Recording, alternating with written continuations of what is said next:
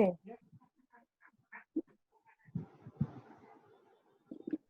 तो last class हम लोगों ने क्या कवर किया था? One by one you will explain, ठीक है? छोटी सी चीज है. Any student,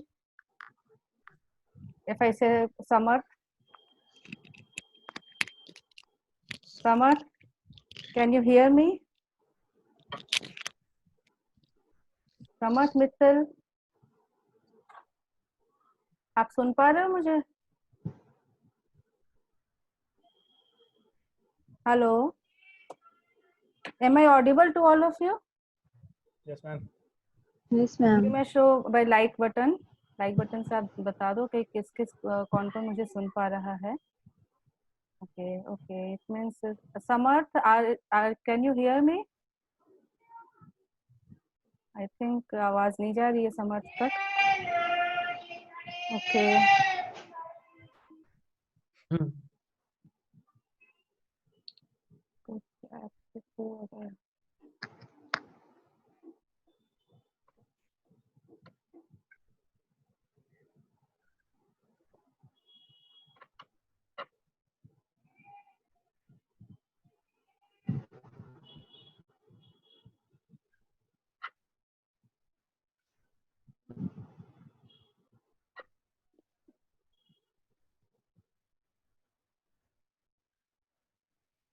Shall I start the class now?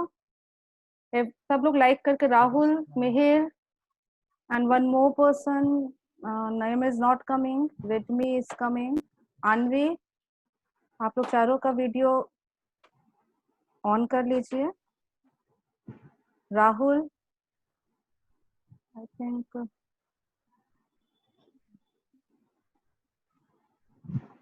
one person in waiting somewhere. Okay.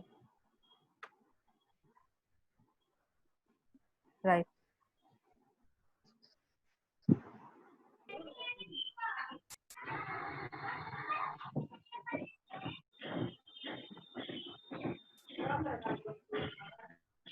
समर्थ, क्या आप मुझे सुन पा रहे हो? Yes, ma'am. Now it's audible. Okay. Kaushik and Isha. Kaushik and Ipsha. Yes, ma'am. सुन पा रहे हैं. Okay. Kaushik. Yes, ma'am. Right. Means I am audible to all of you, right? Yes, ma'am. Okay. Then who is going to explain? Who is going to explain whatever we have studied in last class? कौन बता सकता है? Anyone, you may put a like. Yes, ma'am, I am ready to explain it.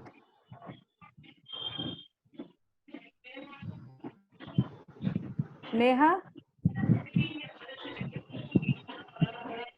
Notes तो सबके पास है, आपने copy निकाला उसका, hard copy? Yes, ma'am. Yes, ma'am. अच्छा, अगर हार्ड कॉपी निकाले तो वेल एंड गुड, अदरवाइज हम लोग बुक को भी फॉलो करेंगे जो इंस्टीट्यूट बुक दे रहा है अपने को, ठीक है? ये नोट्स हमारा समरी है, यू कैन से. जब हम लोग बहुत कुछ पढ़ लेंगे, कवर कर लेंगे, देन यू विल रियलाइज कि ये नोट्स जो मैम ने दिया basically it is a summary. और हम लोग बेस बुक तो अपना, हमने पहले ही बताया, इंस्टीट्यूट का स्टडी मैट को ही हम लोग को बना के चलना है. ओके, तो यस नेहा, थोड़ा पार्शियल हो रही हूँ मैं कि तुम्ही को कैच किया मैंने उससे ही क्यों पूछा. तो ठीक है, क्योंकि मेरे स्क्रीन में फर्स्ट फोटो तुम्हारा ही आ रहा है. You are the first person which I am looking at, तो इसलिए मैं तुमसे ही पूछ रही हूँ. We are studying the Indian contract act 1872, right? सब लोग इंटरैक्टिव हैं, ठीक है? आप अनम्यूट कर सकते हो, और अगर कुछ भी बोलना है तो थोड़ा सा मुझे टाइम देना. लाइक बटन या हेलो बटन जो आपके स्क्रीन पर अवेलेबल है, आप उसे शो करना. तो हम लोग बस 2-4 मिनट लेंगे, फिर हम लोग आगे बढ़ जाएंगे, ठीक है? ताकि हम भी ये समझ लें कि आप लोग कितना ग्रास्प कर पाए हो राइट नाउ. ओके, तो द इंडियन कॉन्ट्रैक्ट एक्ट 1872 हम लोग स्टार्ट कर चुके हैं लास्ट क्लास में. एंड आई थिंक सिर्फ एक वर्ड पे एम्फेसिस हम लोगों ने किया है, दैट इज कॉन्ट्रैक्ट. और contract has been defined in section, if I ask section 2 Agreement. 2H. देखो क्या सेक्शन याद करना जरूरी है, एक क्वेश्चन है क्या मैम सेक्शन को एम्फेसिस कर रही हैं, सेक्शन बोल रही हैं section 2H is about contract, तो क्या याद करना जरूरी है? यस, सारे सेक्शंस याद करना जरूरी नहीं है, but still there are some definitions, some words, key words हैं जिनका सेक्शन हमें अगर हम आंसर में कोट करते हैं तो वेटेज ज्यादा मिलेगा, दूसरे बच्चों से प्रेफरेंस हमें ज्यादा मिलेगा, हम एग्जामिनर पर इम्प्रेशन ज्यादा अच्छा छोड़ेंगे। तो अगर हम स्टार्टिंग से ही सेक्शन वाइज चले, as per section 2H contract is this okay. जानते हो एक छोटा सा मैं क्वेश्चन बोलती हूँ जो आया हुआ और आता है, बहुत इंस्टीट्यूट का बहुत प्यारा क्वेश्चन है। What is a contract, what are its essentials. तो अभी हमने एसेंशियल्स आपको नहीं पढ़ाया, but what is a contract कुछ आप जानते हो? कॉन्ट्रैक्ट डेफिनेशन में आ रहे हैं as per section 2। An agreement very good, enforceable by law. Agreement enforceable by law. बस इतना छोटा सा तो डेफिनेशन है। Contract is an agreement enforceable Enforceable by by law। law. Okay, तो सिर्फ इतना तो आंसर नहीं होगा, फिर इसको कैसे लिखा जाएगा हम लोग सीखेंगे, उसमें फिर एग्रीमेंट को डिफाइन करेंगे, फिर enforceable by law को डिफाइन करेंगे, 2-4 एग्जांपल दे देंगे, ओवर हो गया, है ना। और एक क्वेश्चन है जो हम लोग कल उसका आंसर डिस्कस कर चुके हैं, और ये Okay. थोड़ा सा आप बोल सकते हो एडवांस क्वेश्चन हो सकता है। All contracts are agreement but all agreements are Agreements are not Not contract. discuss। ये क्वेश्चन आता है 8 नंबर का, 8 मार्क्स का क्वेश्चन हो सकता है अगर इंस्टीट्यूट चाहे तो, अदरवाइज 4 मार्क्स तो कहीं 4 या 5 नंबर तो कहीं नहीं जा रहा है। तो इसको कैसे लिखना है, क्या इसमें क्या लिखेंगे हम लोग, सो मेनी थिंग्स जो आज हम लोग डिस्कस करेंगे, क्योंकि आज हम लोग को इन्फोर्सेबिलिटी का ही रूल जानना है। एक छोटा सा रिकैप जो हम चाह रहे थे करना, कॉन्ट्रैक्ट इज एन, कॉन्ट्रैक्ट का 2 पार्ट हो गया ना, in agreement, very good. Agreement क्या है? Agreement. Every promise and set of promise forming the consideration for each other. Very good, very good. Every promise and set of And promises of- forming consideration. थोड़ा सा section भी साथ में जोड़ दोगे तो दिस इज आपको याद अभी से होते हैं। Section 2E, section 2E defines agreement as this, ठीक है ना। अब प्रॉमिस अभी मैंने पूरा सेक्शन आपको नहीं रटवाया है। प्रॉमिस का क्या छोटा सा डेफिनेशन हम लोगों ने कहा था? Offer when accepted. Very good, offer when accepted becomes a Promise. ठीक है। और कंसिडरेशन तो अभी हमने समझा ही नहीं, बस थोड़ा सा Something in return. Something in return. Definition नहीं पढ़ा है लेकिन उसका मीनिंग समझ गए हैं, है ना। तो एक छोटा सा फ्लो चार्ट जो है वो हम लोगों ने कवर कर लिया है।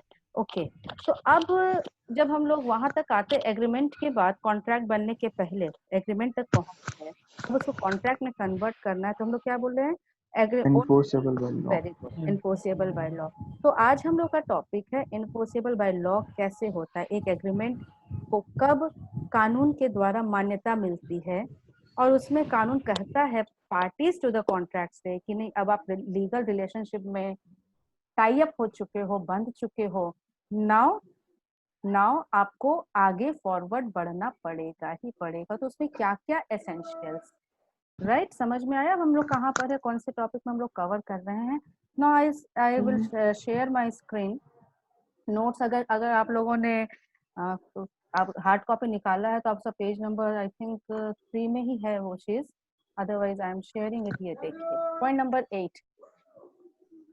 Number 8 essentials of a contract, है ना। तो एसेंशियल्स ऑफ अ कॉन्ट्रैक्ट कहाँ कवर हुआ है, इसके लिए कौन सा सेक्शन है, तो यहाँ पर लिखा हुआ है in terms of section 10 of the act. तो सेक्शन 10 हमारे लिए बहुत इंपॉर्टेंट सेक्शन है। तो सेक्शन 10 में लिखा हुआ है ऑल एसेंशियल। एसेंशियल का मतलब जरूरी, मतलब अभी हम लोग को इन्फोर्सेबिलिटी का रूल्स पढ़ना है। इन्फोर्सेबिलिटी के कितने रूल हैं, तो ये नीचे एक छोटा सा आपको बॉक्स दिख रहा है, टेबल दिख रहा है, इसमें 2 कॉलम दिख रहे होंगे। पहला दिया है as given by section 10, second part लिख रहा है not given by section 10 but are also considered essentials.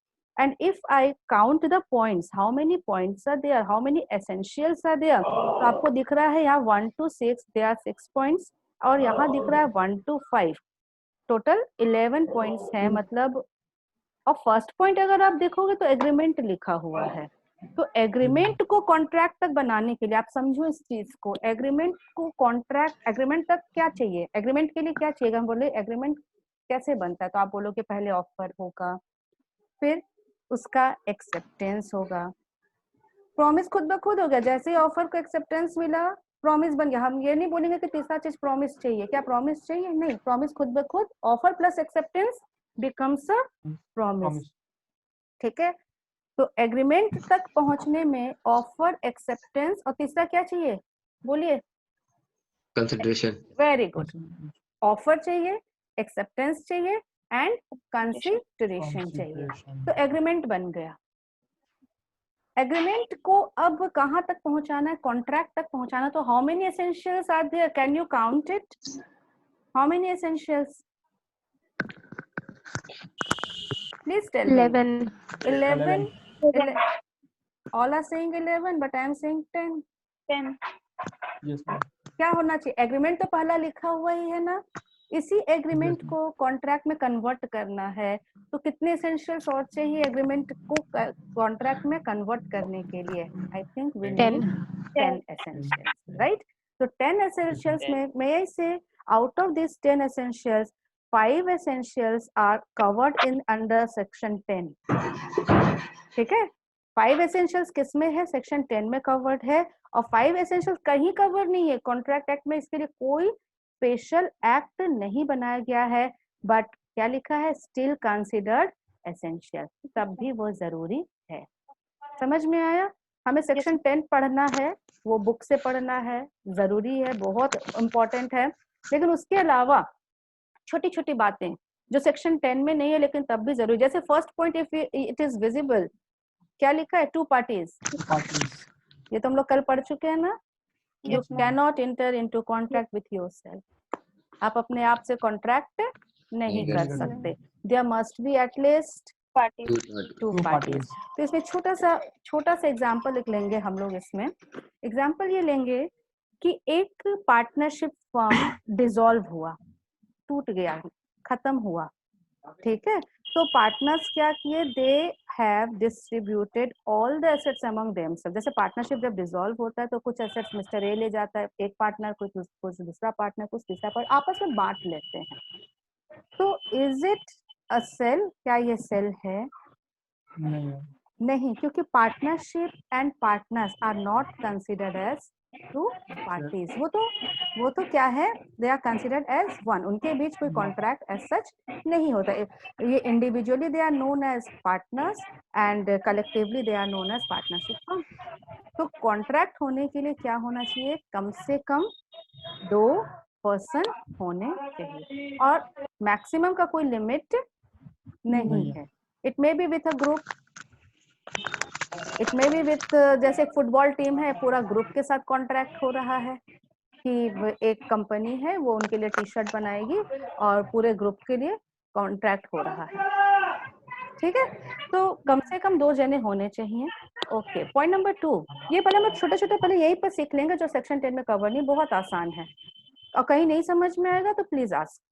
Intention to create, क्या लिखा है, intention to create legal relationship, yes, intention क्या हो, इंटेंशन मतलब इरादा, आप किस इरादे से उनको ऑफर कर रहे हो, मूवी जाने के लिए नहीं, कल का एग्जांपल याद आया, मिस्टर ए ऑफर करता है वी को, क्या तुम मेरे साथ मूवी देखने चलोगे, तो क्या ये कॉन्ट्रैक्ट हो सकता है, क्या ये ऑफर भी हम नहीं बोलेंगे कि ये ऑफर भी नहीं है, ऑफर में भी तो आपको क्या इंटेंशन होना चाहिए, intention to create legal relationship.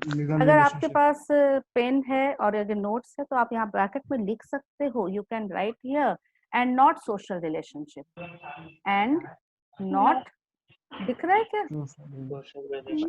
And not social relationship, ठीक है, and not social relationship, social relationship नहीं होना चाहिए, रिलेशनशिप लीगल रिलेशनशिप होना चाहिए, कॉन्ट्रैक्चुअल रिलेशनशिप होना चाहिए, गिव एंड टेक का रिलेशनशिप होना चाहिए। इसमें और एग्जांपल चाहिए, जैसे कि आपके घर में आपके बड़े भैया की शादी है और आप अपने फ्रेंड को बोलते हो कि भाई मेरे भैया की शादी है 2 दिनों के बाद, तुम 2 दिन हमारे घर में टाइम देना, मेरे बहुत सारे काम है। अपने काम को डिस्ट्रीब्यूट किया, उनको रिस्पॉन्सिबिलिटी दी, अपने फ्रेंड को ये देखना है, वो करना, ये काम है। आप तुम होता ही है, लोग एक दूसरे की हेल्प करते हैं, सोशल रिलेशनशिप है। और 2 दिन आपका फ्रेंड आपके घर में झांकने भी नहीं आया, शादी के 1 सप्ताह बाद वापस आ रहा है, क्या आप उस पर केस कर सकते हो? No ma'am. नहीं, बिल्कुल। आपने ऑफर जरूर किया था, क्या तुम मुझे हेल्प करोगे, मेरे भैया की शादी है। उसने बोला हाँ हम करेंगे। देखो ऑफर का एक्सेप्टेंस भी हुआ, आप बोल सकते हो प्रॉमिस भी बन गया, लेकिन ये सोशल प्रॉमिस है, ये कॉन्ट्रैक्चुअल प्रॉमिस नहीं है। नहीं है। तो यहाँ पर intention to create legal relationship नहीं है, आप केस को आगे एंटरटेन ही नहीं कर सकते हो। ओके, क्लियर हुआ? May I proceed? अभी पॉइंट नंबर 3 थोड़ा सा हम छोड़ रहे हैं, पहले 4 नंबर कवर करेंगे। Certainty of meaning. आप जो भी ऑफर कर रहे हो, whatever offer you are making, there must be certain. Certain मतलब मीनिंग कैन उसमें से निकाला जा सके, मीनिंग सर्टेन किया जा सकता है। Suppose I am taking one example, I have 2 pens और आई हैव 2 कार्स, मेरे पास 2 गाड़ियां हैं। हम आपको ऑफर सुनना, हम आपको ऑफर कर रहे हैं, क्या तुम मेरी एक गाड़ी 2 लाख रुपए में लोगे? क्या यहाँ पर ऑफर सर्टेन है? नहीं। No, कौन ma'am. सी गाड़ी? एक हो सकता है मेरे पास ऑडी हो और दूसरा टाटा नैनो हो। Audi and Tata nano, vast difference, कुछ भी हो सकता है। हाँ, और उसमें हम आपको एक ऑफर कर रहे हैं, क्या तुम मेरी गाड़ी 2 लाख रुपए में लोगे? अगर ऑडी है तो आप रेडी हो जाओगे, टाटा नैनो है तो आप तो रेडी नहीं होगे, तो आप meaning is unclear. The meaning should be certain, just meaning should be very very clear. समझ में आ रहा है? Yes ma'am. Yes, ma'am. एक मिनट, जस्ट वेट।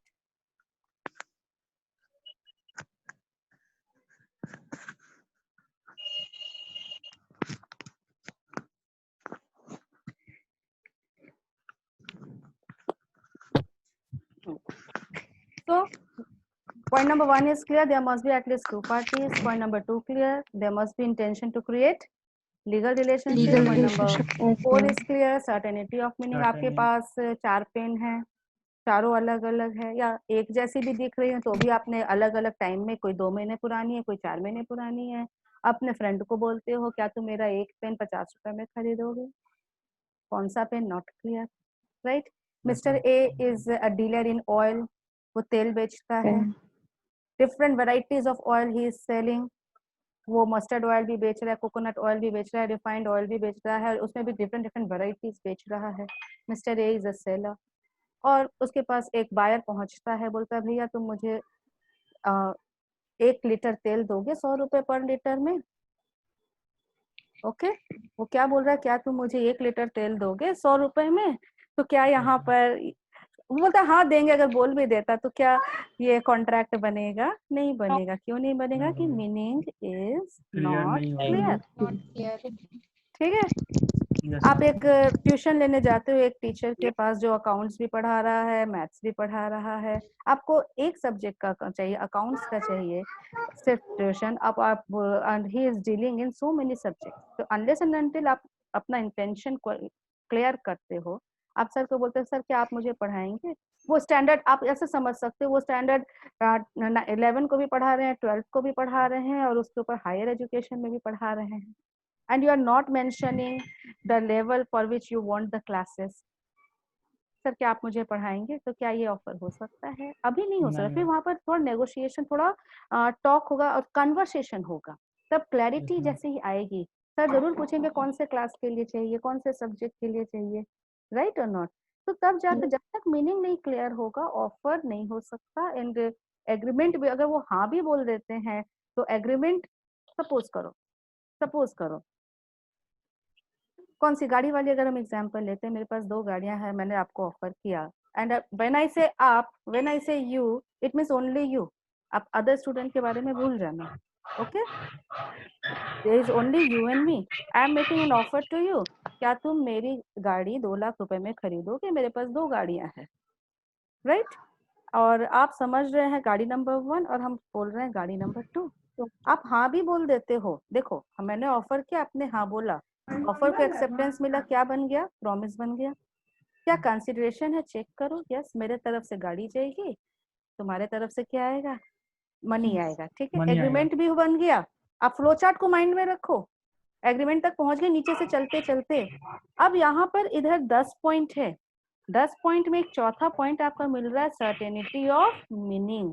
तो क्या मीनिंग सर्टेन है? मीनिंग सर्टेन नहीं है। तो नहीं ये है। एग्रीमेंट तो है लेकिन कॉन्ट्रैक्ट नहीं है। नहीं है, क्योंकि ये 10 पॉइंट में हमें आंसर चाहिए। हाँ, in all the 10 points we need the answer yes. क्या टू पार्टीज है? Yes.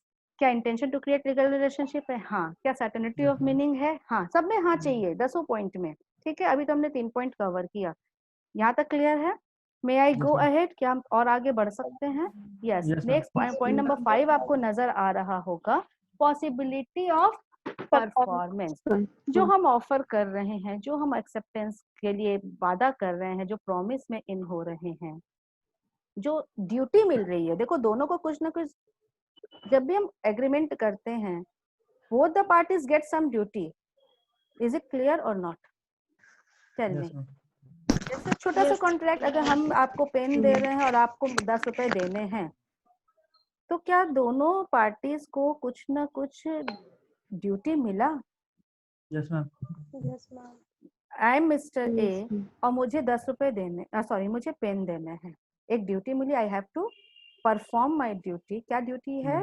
To deliver a pen. And you are the buyer, you are Mister B, आपने 10 रुपए देने हैं, you are getting also having a duty.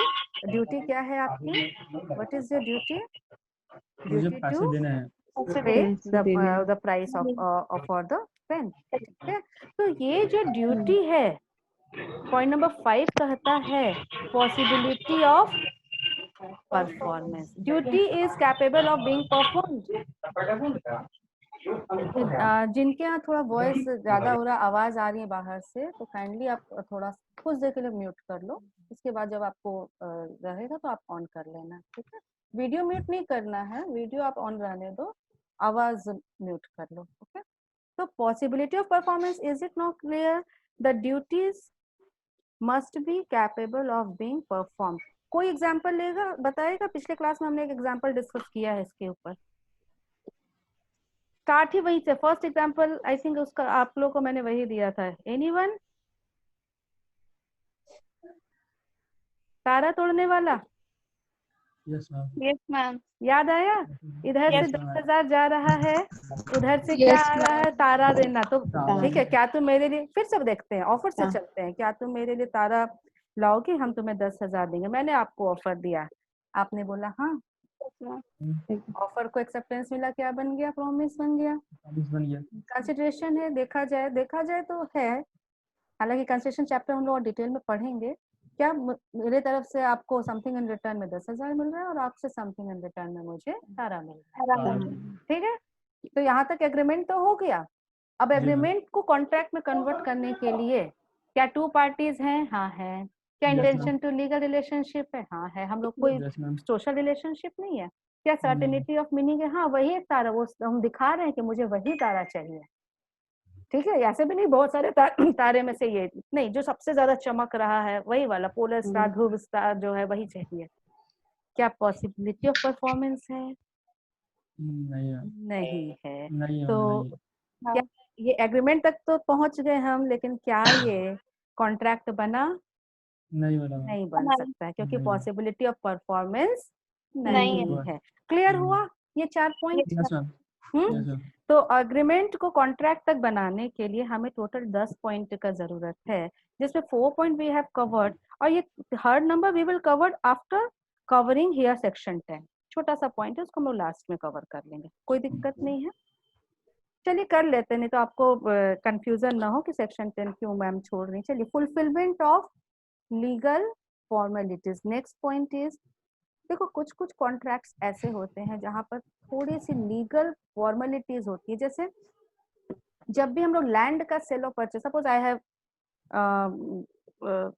हीरक road में, I am an owner of some piece of land. ठीक है, 10 कट्ठा जमीन है मेरी and I want to sell it to you, हम आपको ऑफर करते हैं, क्या तुम मेरा लैंड इस रेट से खरीदोगे? यू से यस, कॉन्ट्रैक्ट मैंने ऑफर दिया, आपने एक्सेप्टेंस कर लिया और एग्रीमेंट भी हो गया और आप देखोगे ये कॉन्ट्रैक्ट भी बन जाएगा, क्योंकि सब चीजें दो पार्टीज है, लीगल रिलेशनशिप है, सर्टेनिटी ऑफ मीनिंग भी है, हम लैंड बेच सकते हैं, आप लैंड खरीद सकते हो, पॉसिबिलिटी ऑफ परफॉर्मेंस भी है। लेकिन जमीन का जब सेल तब तक कंप्लीट नहीं माना जाता है जब तक वो रिटन एंड रजिस्टर्ड नहीं होता है। तो यहाँ पर क्या है हमारे साथ यहाँ पर है सर्टेन लीगल फॉर्मेलिटीज। क्या है हमारे पास यहाँ पर? Certain legal formalities to be completed. तो अगर लीगल फॉर्मेलिटीज है तो उस जब तक आप उसको कंप्लीट नहीं करोगे वो एग्रीमेंट तक रुका रहेगा। जैसे कि जूम में आप लोग वेटिंग रूम में रहते हो जब तक एडमिट नहीं किया जाता है ना, थोड़ा वेट करना पड़ जाता है। तो एग्रीमेंट में आप वेटिंग में एरिया में ही वो रह जाएगा जब तक उसका रजिस्ट्रेशन नहीं किया, रिटन एंड रजिस्टर्ड नहीं होता है। तो if there is some legal formalities and it has to be completed first, तब वो एग्रीमेंट कॉन्ट्रैक्ट में कन्वर्ट होगा। I can take one more example. अभी आप सीए इंस्टीट्यूट में रजिस्ट्रेशन करवाए होगे, ऑनलाइन रजिस्ट्रेशन हो गया, राइट? ऑनलाइन रजिस्ट्रेशन जिन बच्चों ने करा लिया, जो बच्चे कराएंगे उनको पहले ऑनलाइन रजिस्ट्रेशन करवाना होगा। तो एक बार आप जब ऑनलाइन रजिस्ट्रेशन करवा लेते हो तो सेकेंड फॉर्मेलिटी क्या उसमें रहती है कि ऑल डॉक्यूमेंट्स का हार्ड कॉपी निकाल करके आपको उसको वहां पर थ्रू पोस्ट भेजना पड़ता है, उसको अटेस्टेड करवा के, जैसे 10th का सर्टिफिकेट, 12th का certificate and your photograph should be self, इधर से फोटोग्राफ तो सेल्फ अटेस्टेड, बाकी सारे डॉक्यूमेंट्स आपको एक सीए से अटेस्टेड करवा करके वहां भेजना पड़ता है। So this is the legal formality. Agreement तो हो गया, यहाँ पर भी एक कॉन्ट्रैक्ट हो रहा है आपके और सीए इंस्टीट्यूट के बीच में। आपने ऑफर किया हम आपके स्टूडेंट बनना चाहते हैं, ये सब चीज डिफाइंड है। वो बोलते हैं ओके ये डॉक्यूमेंट्स आप भेज दो, ऑनलाइन एडमिशन भी कर लिया, एग्रीमेंट तो बन गया, लेकिन लीगल फॉर्मेलिटी बची हुई है। क्या बची हुई है? वो डॉक्यूमेंटेशन बचा हुआ है, हार्ड कॉपी भेजना बचा हुआ है। ठीक है, तो जब तक आप नहीं भेजते हो आपको आपका जो एडमिशन है उसको डिले कर दिया जाता है, उसको आप कह सकते हो साइड में रख दिया जाता है, unless and until you send this document. जैसे ही आप उसको भेजते हो आपको वो कॉन्ट्रैक्ट में कन्वर्ट हो जाता है। Getting my point? तो इफ इन अ कॉन्ट्रैक्ट ये सारे कॉन्ट्रैक्ट में नहीं होता। अब हम पेन खरीद रहे, पेन बेच रहे तो उसमें कोई लीगल फॉर्मेलिटी ही नहीं है, लेकिन अगर किसी कॉन्ट्रैक्ट को कंप्लीट करने के लिए लीगल फॉर्मेलिटीज है तो आपको उसे कंप्लीट करना होगा, नहीं तो वो एग्रीमेंट कॉन्ट्रैक्ट नहीं बनेगा। क्लियर हुआ?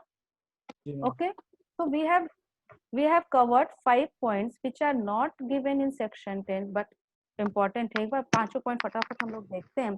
There must be at least 2 parties. Intention to create legal relationship। ये जो मिस्टर ए और मिस्टर बी हैं जो कॉन्ट्रैक्ट कर रहे हैं उनके बीच का रिश्ता कैसा होना चाहिए?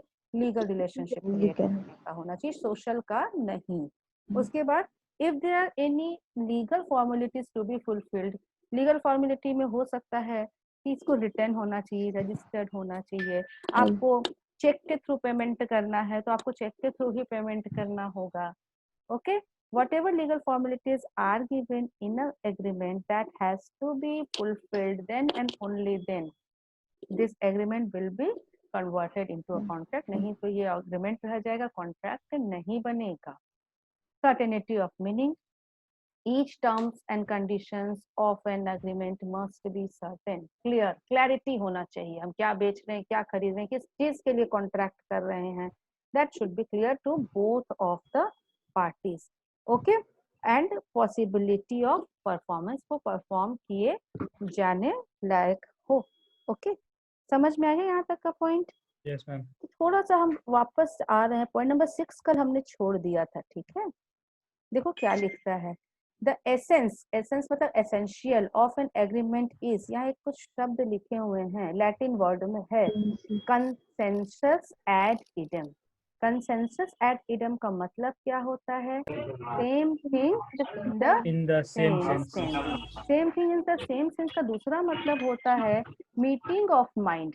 मीटिंग ऑफ माइंड होना चाहिए, मतलब आप जो बोल रहे हो हम उसी चीज को उसी तरीके से समझ रहे हैं जिस तरीके से मिस्टर ए बोल रहा है, मतलब सेम चीज है।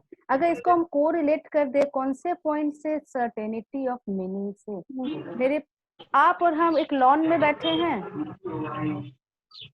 आप और हम एक लॉन में बैठे हैं और मेरी 2 गाड़ियां पार्क है। हम यहाँ से फिंगर से शो कर रहे हैं कि क्या तुम मेरी वो गाड़ी खरीदोगे 2 लाख रुपए में? हम पॉइंट आउट कर रहे हैं कार नंबर 1 पर और आप समझ रहे हो कार नंबर 2 पर, तो आप बोलोगे ये कॉन्ट्रैक्ट नहीं हो सकता क्योंकि सर्टेनिटी ऑफ मीनिंग नहीं है। नहीं है। और इसी चीज को हम बोलेंगे कि यहाँ मीटिंग ऑफ माइंड नहीं है, same thing in the same sense में हम नहीं समझ रहे हैं, मीटिंग ऑफ माइंड नहीं है, तो कॉन्ट्रैक्ट नहीं। क्लियर हुआ? Yes, समझ ma'am. में आया? तो ये पॉइंट नंबर Yes, 6 ma'am. जो हम लोग कल छोड़ दिए थे उसको, I think this is again clear. There must be meeting of mind between the among the parties. Between the parties अगर 2 हैं और ज्यादा है तो among the parties. Is it okay? Yes, ma'am. क्या ये म्यूट कर दें क्या? यहाँ पर बहुत आवाज आ रही है इतना। ओके चलिए, shall I go ahead? Yes, The ma'am. points which are not which just a minute. Okay, एक minute.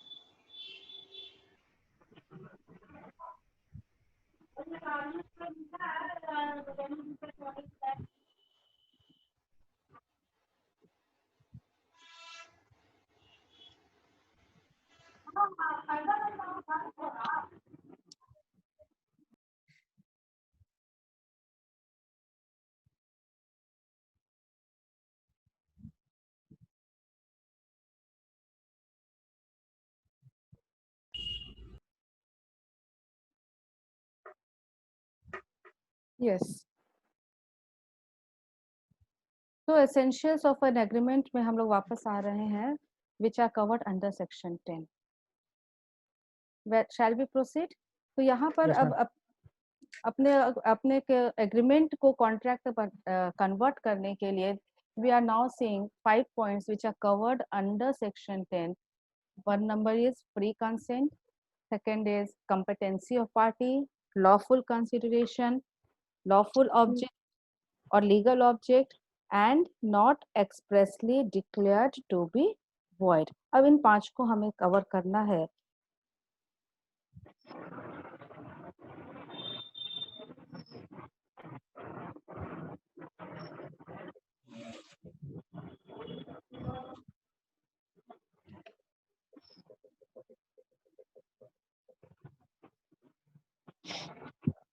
Okay.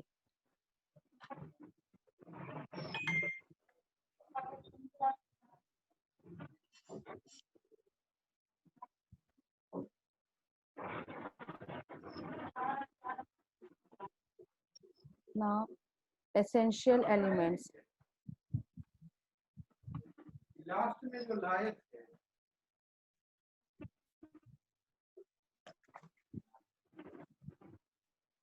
Essential elements are covered under section 10, not others. I'll write here. Okay, others. So others way I'm not going to write the points, I'm just making 5 arrows. Number 1 is 2 parties, second is intention to create legal relation. Number 3 is possibility of performance, certainty of meaning, and the last is certain legal formalities. ठीक है? And here under section 10 agreement को contract में convert करने के लिए जो 5 चीजें चाहिए उसमें सबसे पहले है parties must be capable of performing the duties, means competency.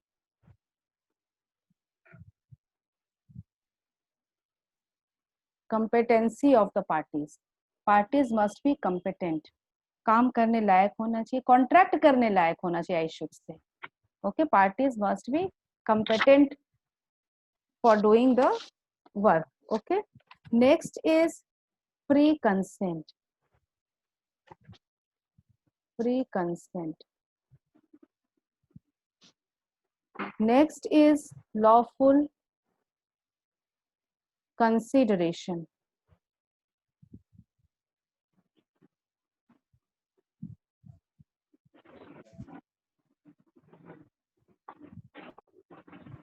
Next is lawful. Lawful की जगह आप legal भी लिख सकते हो. Object. And last is not expressly declared. Not expressly declared void. To be void.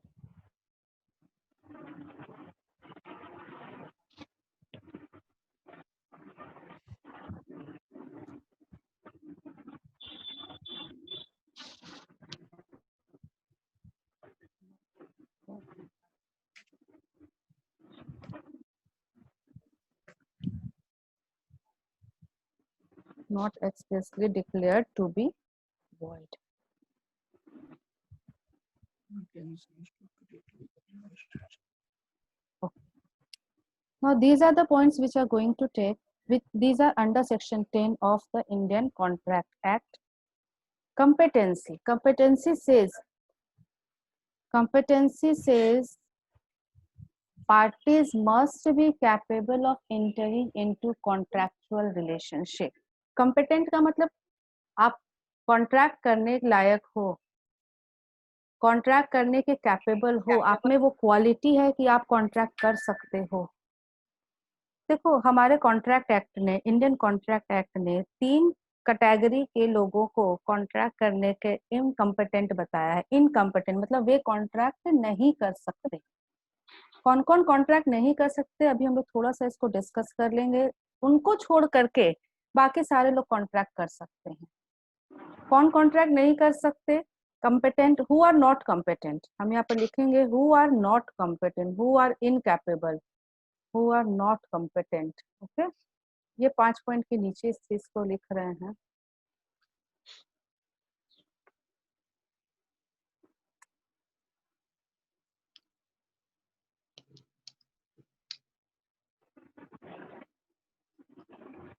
who are not competent to enter into a contract. तो contract act ने बताया है कि 3 जने को छोड़कर के सारे लोग कॉन्ट्रैक्ट कर सकते. ये 3 जने कौन है? The number one is a minor. एक माइनर कॉन्ट्रैक्ट नहीं कर सकता. दूसरा person of unsound mind. Person of unsound mind ये कॉन्ट्रैक्ट नहीं कर सकता. और तीसरा सर्टेन डिस्क्वालिफाइड पर्सन्स.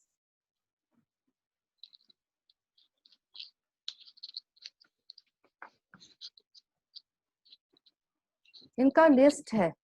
कुछ लोग हैं जिनको कॉन्ट्रैक्ट एक्ट ने, लॉ ने I should say permission disqualify कर दिया है कि आप कॉन्ट्रैक्ट नहीं कर सकते हो. तो ये इन तीनों को छोड़, दे आर नॉट कॉम्पिटेंट. इसके अलावा जो भी लोग हैं they all are competent, they all can enter into a contract. एक माइनर कॉन्ट्रैक्ट नहीं कर सकता मतलब मेजर कॉन्ट्रैक्ट कर सकता है। एक person of unsound mind, unsound mind मतलब किसे बोलते हैं? Who is a person of unsound mind? Unsound, हाँ पागल, वेरी गुड।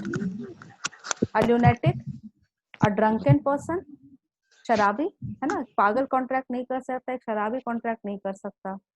ओके तो उनको छोड़ करके जो पर्सन ऑफ साउंड माइंड है they can enter into a contract. Who is a person of sound mind? One who can take rational decision, I should say. जो rational decision ले सकता है। अब ये rational decision क्या होता है? Right decision at the right time. जो सही समय में सही निर्णय लेता है उसे ही rational decision लेने वाला कहते हैं। जो पर्सन सही समय में सही डिसीजन ले सकता है वो एक पर्सन साउंड माइंड का होता है और वो कॉन्ट्रैक्ट भी कर सकता है। And the third one is certain disqualified person. कुछ ऐसे लोग हैं जिन्हें हमें कानून ने उनको डिस्क्वालीफाई किया है कि आप कॉन्ट्रैक्ट नहीं कर सकते हो। आपको हमने बताया था कि अभी यूनिट 6 तक अपने को कॉन्ट्रैक्ट एक्ट कवर करना है। कॉन्ट्रैक्ट एक्ट के अंदर 6 यूनिट है, तो ये सारी चीजें डिटेल में पढ़नी होगी। ये सारी चीजें अभी आगे जा करके हम लोग को बहुत डिटेल में पढ़नी है। तो अभी हम थोड़ा सिर्फ इतना बता के आगे चल रहे हैं कि जहां आपको ये पॉइंट समझ में आ जाए, सेक्शन 10 समझ में आ जाए। तो सेक्शन 10 का पहला पॉइंट था कि एग्रीमेंट को कॉन्ट्रैक्ट में कन्वर्ट करने के लिए parties must be competent for entering into a contract. Contract बनाने की क्षमता उनमें रहे, कॉन्ट्रैक्ट बनाने के कैपेबल वो रहे। तो पहला पर्सन कौन हुआ? जो कॉन्ट्रैक्ट बना सकता है, एक मेजर बना सकता है, पर्सन ऑफ साउंड माइंड बना सकता है, और वैसे पर्सन बना सकते हैं जो जिन्हें कानून ने डिस्क्वालीफाई नहीं किया है। अभी हमें इतना ही जानेंगे यहाँ पे। ओके यूनिट 3 में डिटेल में है। Unit 3 is all about section 10। ये सेक्शन 10 जो हमने यहाँ पर लिखा है यूनिट 3 में जो हम लोग पढ़ेंगे, क्योंकि हमने आपको कहा था, I have told you earlier कि यूनिट 1, यूनिट 2 एंड यूनिट 3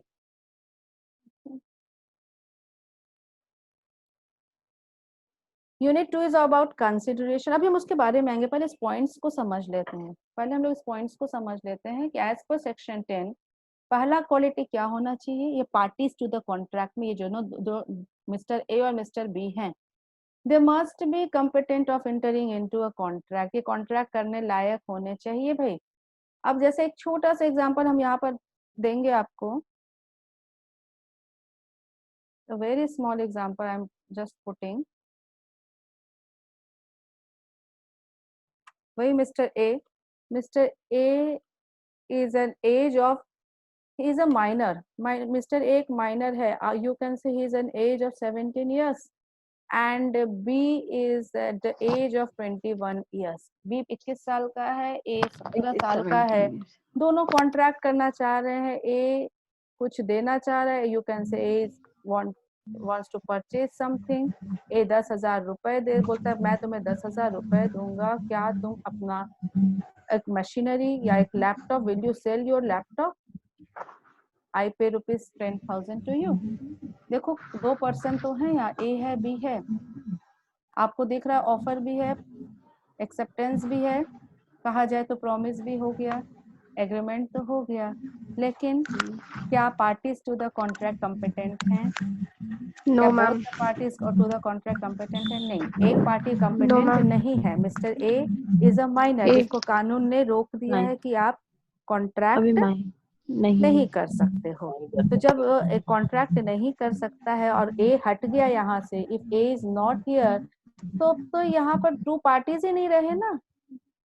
अब आप बताओ, जब ए ही नहीं है यहाँ पर तो they are not two parties, तो यहाँ पर तो दो पॉइंट हिट हो गया।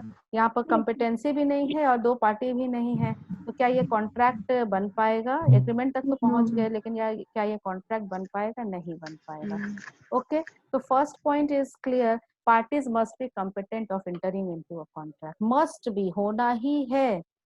अगर डिसक्वालिफाइड है, उनमें क्वालिफिकेशन नहीं है कॉन्ट्रैक्ट करने का, वो कॉन्ट्रैक्चुअल रिलेशनशिप में आगे नहीं बढ़ सकते। Clear? Next is free consent. The meaning of the word consent, consent का मतलब क्या होता है? The word consent means will, इच्छा, अपनी मर्जी, ठीक है। consent means क्या होता है? will। free मतलब without any pressure, बिना किसी प्रेशर के आप कॉन्ट्रैक्ट, ये जो मिस्टर ए और मिस्टर बी हैं, they are entering into contract with their own will. वो किसी जोर जबरदस्ती में, किसी प्रेशर में, किसी के धमकी में, किसी के अनड्यू इन्फ्लुएंस में कॉन्ट्रैक्ट नहीं कर रहे हैं। ये मिस्टर ए और B, if I am taking another example, A और बी, दे आर कॉम्पिटेंट, दोनों मेजर हैं, दोनों साउंड माइंड हैं। बी के पास एक लैपटॉप है, वो बेचना नहीं चाहता और ए उसको जबरदस्ती खरीदना चाहता है। ए बी के पास जाता है, खुद धमकी देता है, उसे मारपीट करता है, बोलता तुमको बेचना पड़ेगा, नहीं तो मैं तुम्हें जान से मार डालूंगा। यहाँ गन भी, उसके यहाँ फोरहेड पर गन लगा देता है। And he is ready to pay, बोलता है तुम पैसा ले लो, no issue, take this money but sell me this laptop. अब बी यहाँ पर उसके फोरहेड में यहाँ गन लगा हुआ है, he is a rational person, right decision at the right moment लेना चाहता है। वो उस समय क्या करेगा? If you will be in the position of mister B, what decision will you take? Right now तो हम दे देंगे, उस समय हम बात की बाद में देखेंगे, केस करेंगे या जो भी करेंगे, लेकिन उस समय what the decision will you take? आप तो डिसीजन ले लोगे, भैया जान है तो जान है, दे दो लैपटॉप।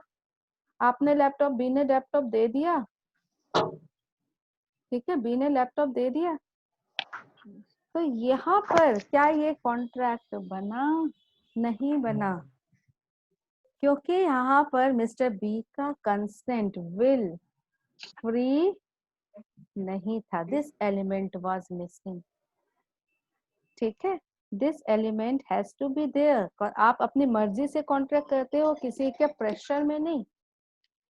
यहाँ पर एक प्रेशर हो गया ना, यहाँ पर एक आपको टॉर्चर हो गया, so that should not be there. If the contracting parties must enter into a contract with their own will, with their free consent.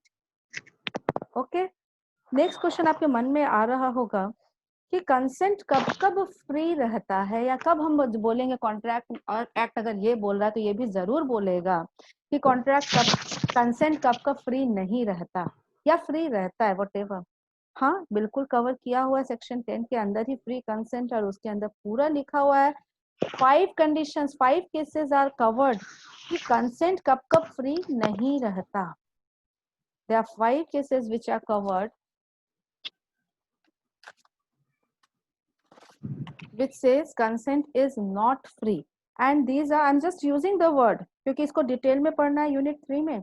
there are 5 situations, 5 circumstances, ध्यान से सुनना। नंबर 1 इज कोर्सन, नया वर्ड हो सकता है आपके लिए, कोर्सन, COERCION।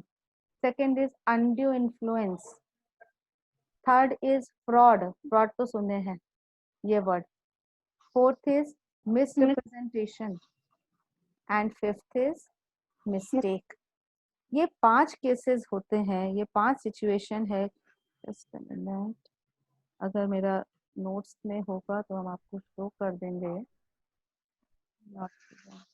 इसमें नहीं है। Okay, it must be in the book then. हाँ, ये आपका इंस्टीट्यूट का स्टडी मैट है, इंस्टीट्यूट का स्टडी मैट है।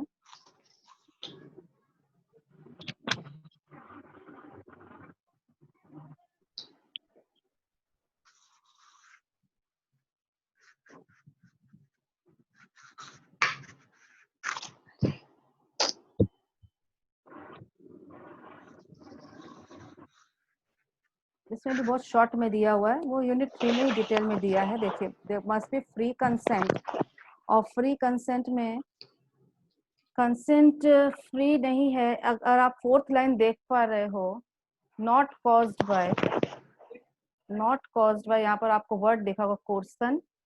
Is it clear? Line number 4, 1 2 3 and 4, if it is not caused by coercion, undue influence, is it visible?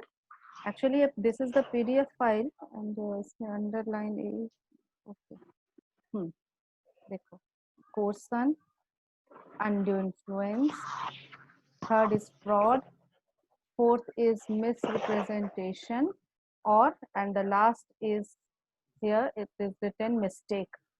Okay. अगर इस पांच चीज कॉन्ट्रैक्ट में है तो फ्री कंसेंट नहीं है. Is it clear?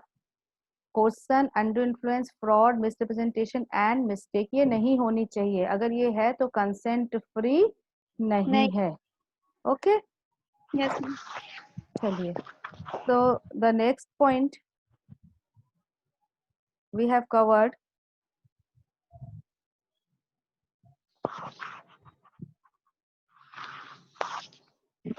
Free consent होना चाहिए, कोर्सन फ्री कंसेंट होना चाहिए, कंपेटेंसी होना चाहिए and third is lawful consideration. Consideration, I think this word ये तो सुना है. कंसिडरेशन पिछले क्लास में भी हमने थोड़ा सा पढ़ा था. The consideration must mean something in return. ये जो कंसिडरेशन है, समथिंग इन रिटर्न है, it must be legal one, it must B lawful. ये इलीगल नहीं होना चाहिए. जो हम दे रहे हैं या जो हमें वापस मिल रहा है, दिस शुड बी लॉफुल. क्या अनलॉफुल हो सकता है इसमें? सपोज करते हैं, यही एग्जांपल जो आपको लैपटॉप वाला सामने रखा हुआ है, ए 10,000 रुपए दे रहा है और B is in return, B laptop की जगह if I write a gun, revolver, that too unlicensed. अब कैसा कॉन्ट्रैक्ट लग रहा है? कंसिडरेशन कैसा है? बी ए ने 10,000 रुपए देने हैं, क्या तुम मुझे एक गन खरीद करके दोगे या गन बेचोगे तुम? मैं तुम्हें 10,000 रुपए दूंगा. मिस्टर ए कह रहा है and this gun is without the licence. So the contract, क्या ये एग्रीमेंट कॉन्ट्रैक्ट बनेगा? नहीं बनेगा. क्यों नहीं बनेगा? क्योंकि यहाँ कंसिडरेशन लॉफुल नहीं है. It may be for drugs, it may be for any illegal thing to be sold. Okay, Yes, ma'am. ठीक है. It may be like this, A 2 lakh रुपए बी को सुपारी दे रहा है और बी को क्या करना है? ए के लिए किल मिस्टर सी, सी को जान से मार दो, मैं तुम्हें 2 लाख रुपए दूंगा. ऑफर कर रहा है मिस्टर ए. बी बोलता है यस मैं करूंगा. प्रॉमिस हो गया.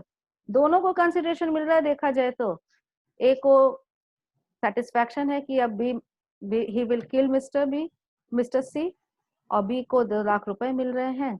देखा जाए कंसिडरेशन वहां पर है, एग्रीमेंट तक तो हो गया. लेकिन जब इन्फोर्सिबिलिटी के रूल में हम आते हैं तो वहां पर क्या लिखा है? ये जो कंसिडरेशन की बात आपने की है, that must be legal one. वो कैसा होना चाहिए? लॉफुल होना चाहिए, अनलॉफुल नहीं होना चाहिए. नहीं ओके, होना चाहिए. तो अब आई think this is clear. Consideration must be lawful. इसके बारे में यूनिट Yes, 2 में जो कंसिडरेशन हमें पढ़ना है, यूनिट 2 उसके लिए चैप्टर है, we will cover it in detail also. ठीक है, थोड़ा आगे बढ़ते हैं हम लोग. Next point is lawful object. What is the meaning of the word object? Object का मतलब से वर्ड से आप क्या समझते हो? Object means goal. Very good. Object means purpose. Purpose for which which are entering into a contract. हम जिस पर्पस से कॉन्ट्रैक्ट कर रहे हैं वही हमारा गोल है, वही हमारा ऑब्जेक्ट है. And that must be legal one, that must be lawful. इसमें एग्जांपल से समझते हैं. मिस्टर ए शूटिंग सीख रहा है.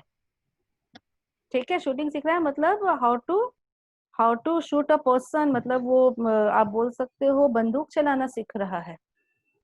ओके, पर्पस क्या है? नेशनल लेवल चैंपियनशिप में भाग लेना. वो एक कोच के पास जाता है, कोच को कहता है कि आप मुझे शूटिंग सिखाएंगे. कोच ने अपना फीस स्ट्रक्चर बताया, ये मेरा चार्जेस है. ए बोलता है ओके आई एम रेडी. एक एग्रीमेंट हो गया. पर्पस क्या है? नेशनल चैंपियनशिप का जो लीग मैचेस हो रहे हैं उसमें पार्टिसिपेट करना. Object is quite lawful, so this agreement will now be converted into a contract. Okay, second example, mister A shooting सीख रहा है. पर्पस है रामनवमी के मेले में मिस्टर बी को शूट कर देना. और इस पर्पस के साथ वो जाता है कोच के पास कि मुझे मिस्टर बी को शूट करना है और मुझे बंदूक चलाना सीखना है, क्या आप मुझे सिखाएंगे? हमारे जो कोच बोलते हैं हाँ मैं सिखाऊंगा।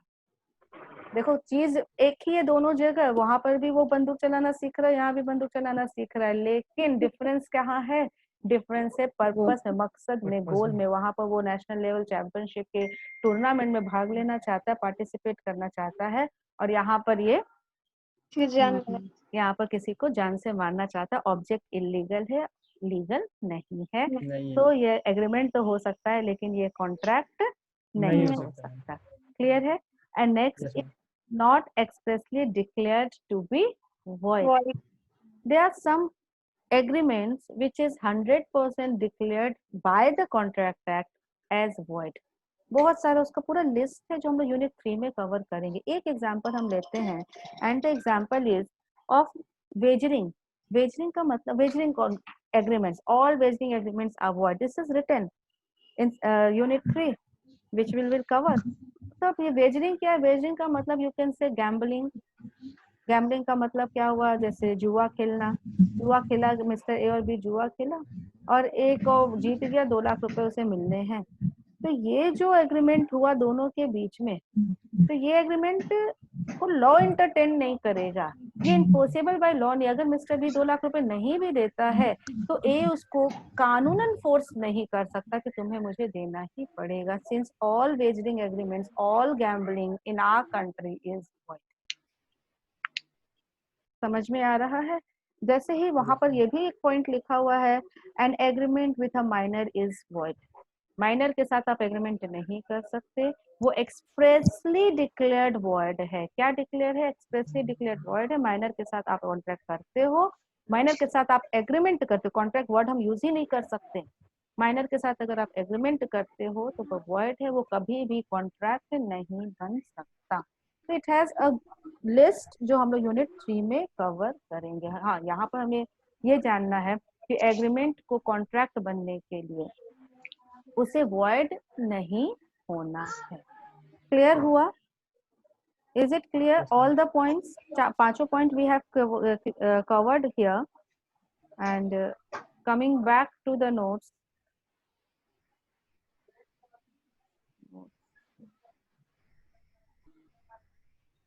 see, ये स्टडी मैथ से ही नोट्स देख रहे हैं हम लोग। ये देखिए, essentials of a valid agreement. An agreement to be a contract, there must be free consent। अपनी मर्जी से कॉन्ट्रैक्ट करना है। अभी शॉर्ट में हम लोग समझ रहे हैं। The parties, competency of the parties must be competent of for entering into a contract. The consideration, ये जो something in return है, must be lawful. The purpose for which contract is entered into must be legal, and this agreement must not be expressly declared as void। ये void नहीं हो। void का मतलब क्या होता है? void word का मतलब क्या होता है? void का any idea?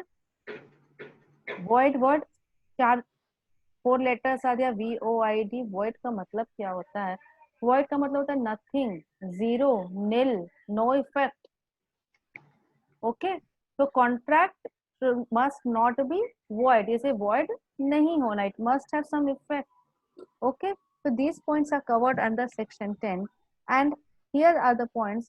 There must be 2 parties, there must be intention to create legal relationship, there must be some legal formality which has to be fulfilled, there should be certainty of meaning, and possibilities of performance should be there। Okay, is it clear? The all Yes, 10 ma'am. points should be there, तभी हमारा agreement contract बन सकता है, otherwise नहीं। Yes, ma'am. So coming back to our screen, अगर हम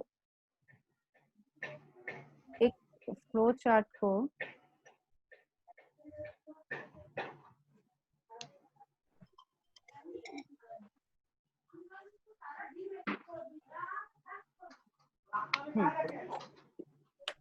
now I am summing up whatever we have studied.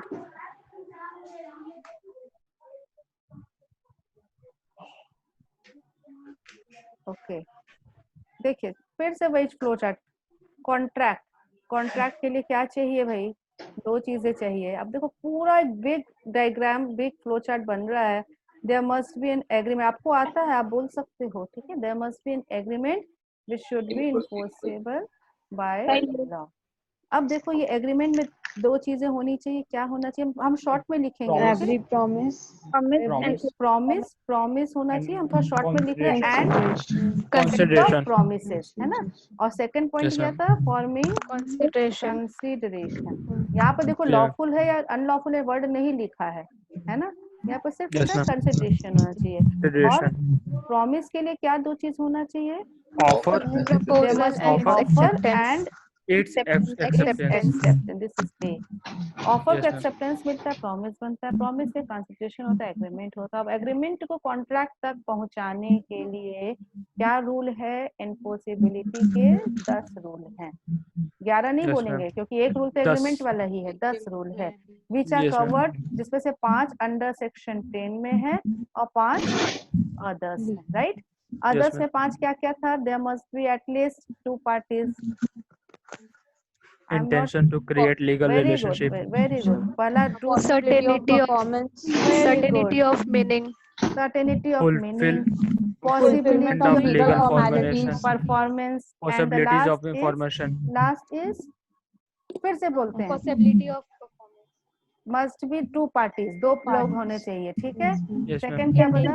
Intention to create Intention legal to create relationship. legal relationship. Third one, Fulfillment of legal very good, formalities. certain legal formalities. Very good.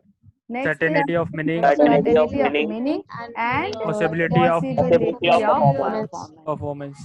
ये 5 चीजें इसमें होनी चाहिए। और under section 10 में जो cover है 5 चीजें, वो भी हम लोग लिख लेते हैं। तो सबसे पहले था कैपेसिटी, है ना। Precons. हाँ आप बोल सकते हो, लेकिन ठीक है। Capacity, there must be parties must be capable of entering into a contract. दूसरा है फ्री कंसेंट। तीसरा क्या है? लॉफुल, लॉफुल कंसिडरेशन, है ना। Lawful consideration, lawful object and the last is must not be void. void नहीं होना चाहिए, है ना। void नहीं हो, not होना expressly चाहिए। declared void। तो ये 10 चीजें अगर है हमारे एग्रीमेंट में तो वो कॉन्ट्रैक्ट है, अदरवाइज वह कॉन्ट्रैक्ट नहीं है। ओके, अदरवाइज वह कॉन्ट्रैक्ट नहीं है। तो अब यहाँ पर आपसे ये जो क्वेश्चन आता है, all contracts are agreement but all agreements are not contract. Please define या कमेंट ऑन दिस, डिस्कस। इस तरीके से आता है। और ये अगर आप कॉलेज लेवल की बात करोगे ना तो 10 नंबर की ये क्वेश्चन 10 नंबर का आता है। All contracts are agreement but all agreements are not contract, discuss. तो आपको yes it is well said that all contracts are agreement but all agreements are not contract। तो उसमें आप क्या करोगे? पहले 2 डेफिनेशन डालोगे। कॉन्ट्रैक्ट का definition as per section 12 of Indian contract act, what is contract लिख दिया। एज पर सेक्शन 2 एग्रीमेंट लिख दिया। एंड ओनली फिर यहाँ पर हम लोग आंसर लिखना शुरू करते हैं इनफोर्सिबिलिटी के रूल के लिए। It is true that all only those agreement which are enforceable law can be termed as contract and for to be enforceable an agreement have these essentials।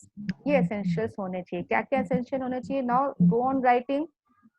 आप एक फ्लो चार्ट भी वहां बना सकते हो। Covered under section 10, not covered under section 10, 10 लिख दो। और डिपेंडिंग अपॉन द मार्क्स, अगर ये 4 नंबर का वही हमारा आंसर कवर हो गया। अगर ये 10 नंबर का है तो हर एक पॉइंट में 4-4 सेंटेंस आपको लिखने पड़े। 2 पार्टीज है, intention to create legal relation है, कैपेसिटी एक्सेट्रा एक्सेट्रा।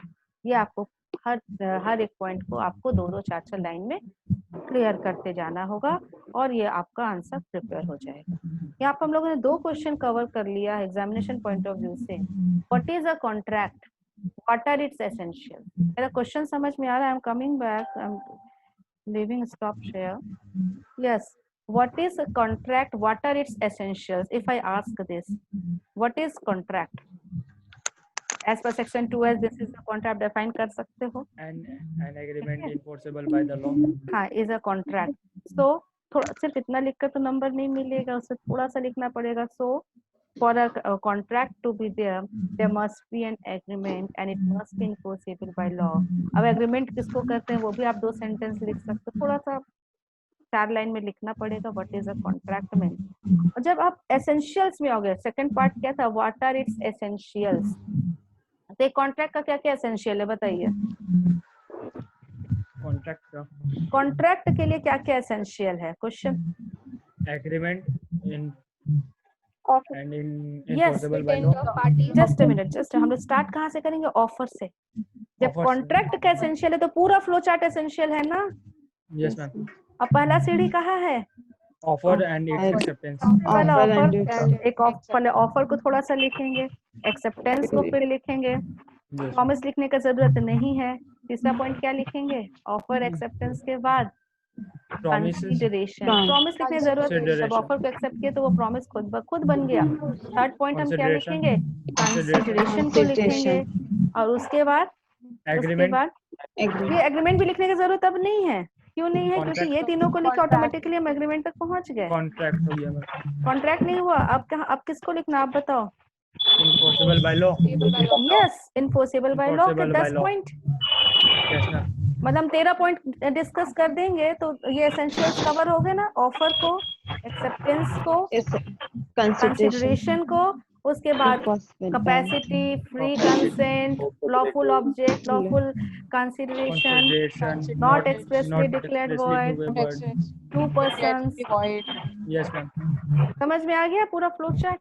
तो अगर ma'am. इस 13 पॉइंट, तो क्वेश्चन क्या था, what is a contract, what are its essential, तब हमें इस तरीके से उसे ड्राफ्ट करना पड़ेगा। लेकिन अगर क्वेश्चन बदल गया, all contracts are agreement but all agreement are not contract, अगर ये क्वेश्चन हो गया तो इसमें क्या एक्सप्लेन करेंगे, तब हम लोग कहाँ से शुरू करेंगे, हम सीधा शुरू करेंगे इट्स एसेंशियल्स से, है ना। इसमें 10, अगर एग्रीमेंट में ये 10 गुण हैं, 10 एसेंशियल्स हैं, तभी तो वो कॉन्ट्रैक्ट है, Contract हो, अदरवाइज नहीं तो वह कॉन्ट्रैक्ट नहीं नहीं है। है. ओके, ठीक है, is it clear. Yes, ma'am. Notes आप लोग के पास है या अभी मुझे फिर से भेजना होगा ग्रुप में। Soft Notes. कॉपी भी अगर है तो चलेगा, सॉफ्ट कॉपी भी अगर है तो हम आगे बढ़ सकते हैं थोड़ा सा और। Yes, ma'am. Okay, now the next topic which we are going to cover is going to start today is types of contract। Contract कितने प्रकार के होते हैं। अब थोड़ा आप लोग अपना म्यूट कर लेंगे, ठीक है, थोड़ा डिस्टरबेंस हो जाता है अनम्यूट कर रहने से। प्लीज आप लोग अपना अपना, ओके, थैंक यू।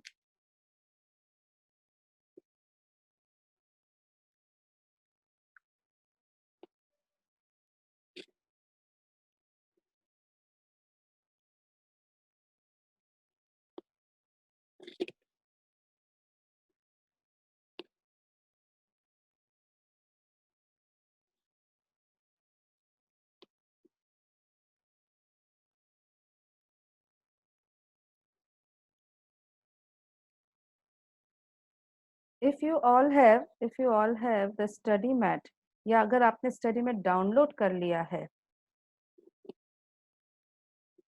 तो ये essentials of a valid contract के नीचे if you go through the books, आप देखो 2 पार्टीज मस्ट, मतलब पूरे इसको एक्सप्लेन किया हुआ है। तो होमवर्क यही रहेगा, ये जो भी एक्सप्लेनेशन, एक बार इस पेज को, page number 1.4 1.5 you will read from the study mat which you have। देखो offer and acceptance, pre consent, everything is written in a very short way। Capacity क्या होना चाहिए, मेजोरिटी होना चाहिए, साउंड माइंड का होना चाहिए, डिस्क्वालीफाई नहीं होना चाहिए। तो एक बार आप घर में इसको रीड करोगे ये 10 पॉइंट को। Now the next topic which we are going to start is types of contract. Contract कितने प्रकार के होते हैं। तो कॉन्ट्रैक्ट आप देखो, टाइप्स ऑफ कॉन्ट्रैक्ट, 3 तरीके से कॉन्ट्रैक्ट को बांटा गया है। सेग्रीगेट किया गया है। 3 तरीका है। नंबर 1 इज वैलिडिटी और enforceability, number 2 is formation and number 3 is performance. तो 1 बाय 1 ये सभी को हमें कवर करना है। एज पर वैलिडिटी, वैलिडिटी और इन्फोर्सेबिलिटी कॉन्ट्रैक्ट 5 प्रकार के होते हैं। ये 5 प्रकार कौन कौन से हैं? We should go 1 by 1। Number 1, I am just reading it, valid contract, number 2 is void contract, third is voidable, fourth is illegal, and the last one is unenforceable contract. So first of all we should start valid contracts. valid contract किसे कहते हैं?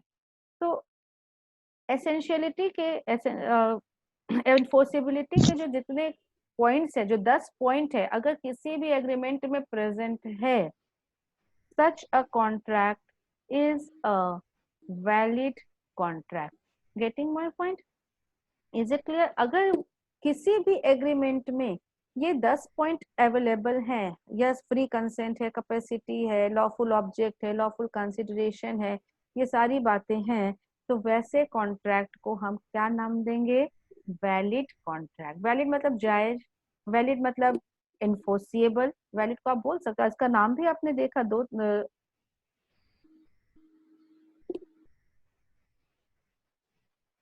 Valid और enforceability, validity और enforceability, मतलब इसका दूसरा नाम आप कह सकते हैं वैलिड कॉन्ट्रैक्ट सर, या इन्फोर्सिएबल कॉन्ट्रैक्ट।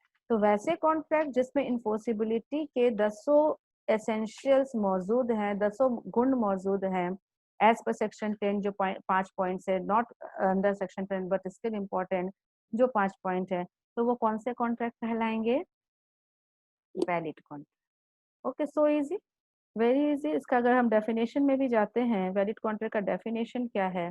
लिखा है, N agreement which is binding and enforceable is a valid contract. It contains all the essential elements of a valid contract. It contains all the essential elements of a valid contract.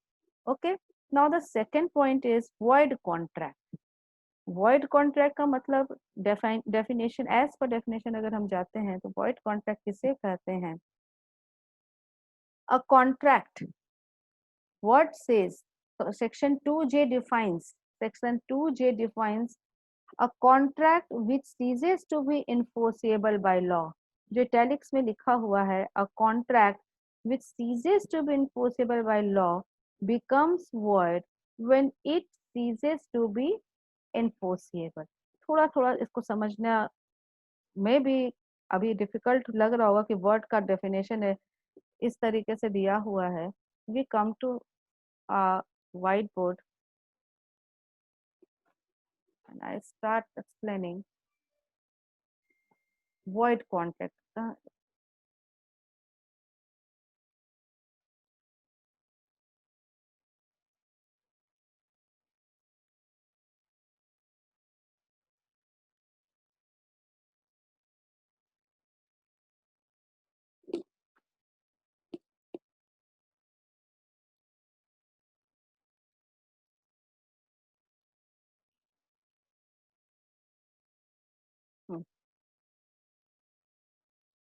As per validity, contract हो गए 5 प्रकार के। Number 1 is valid, second is void, third is voidable, fourth is illegal,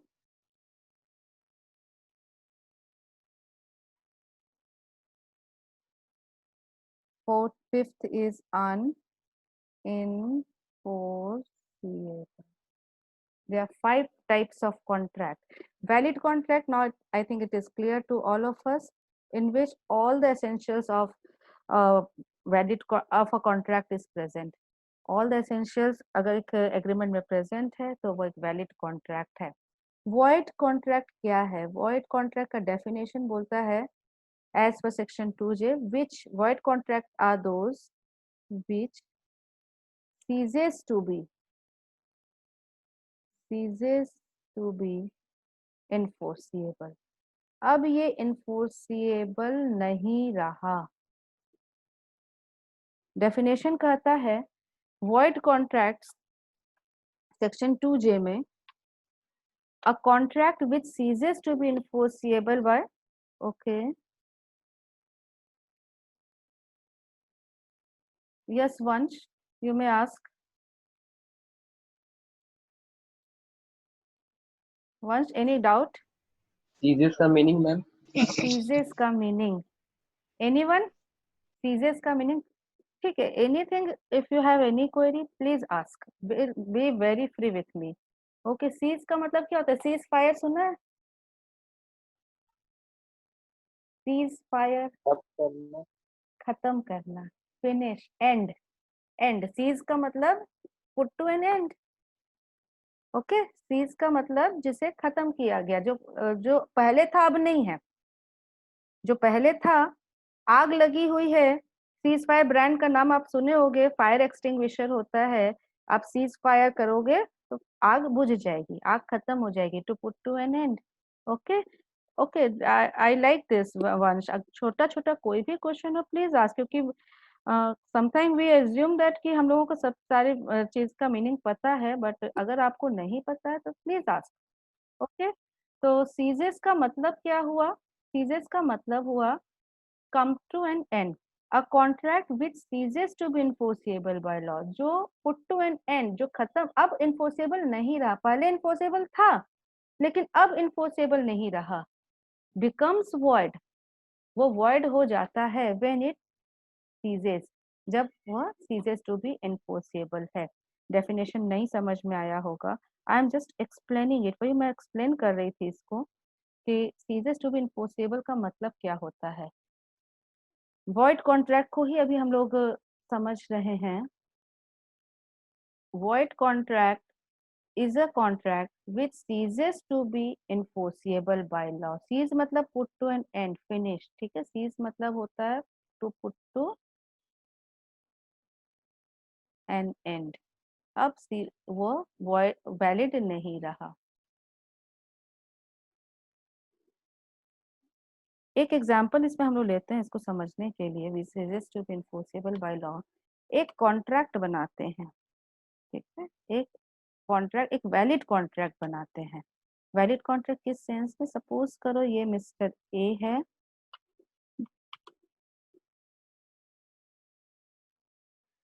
एक ship चला इस ध्यान से सुनना इस एग्जाम्पल को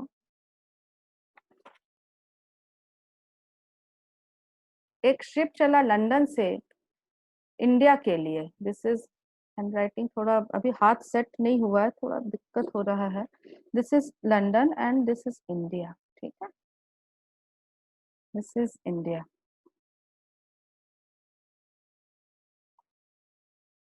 एक डेट हम लोग लेते हैं यहाँ से शिप चल रहा है इंडिया तक पहुंचने के लिए we take suppose this is June month we take example 1/6/2020 1/6/2020 को शिप चला और this is a cargo ship इसमें गुड्स आ रहे हैं सामान आ रहे हैं किसके सामान आ रहे हैं तो mister A who is in India and कोई भी डेट सपोज करो 15 जून 2020 को यहाँ एक कॉन्ट्रैक्ट हो रहा है मिस्टर ए और मिस्टर बी के बीच में ए बी को अपना गुड्स बेच रहा है और बी उसे पैसा देगा कौन सा गुड्स जो ऑन द वे है ए बोलता है ए पिक्स दिखाता है ए अपने गुड्स का उसको सैंपल दिखाता है देखो ऐसा गुड्स मेरा आ रहा है will you purchase this goods at this rate B बोलता है yes B will give money and A will give goods कौन सा गुड्स देगा जो भी रास्ते में है जो आ रहा है ऑन द वे है अभी पहुंचा नहीं है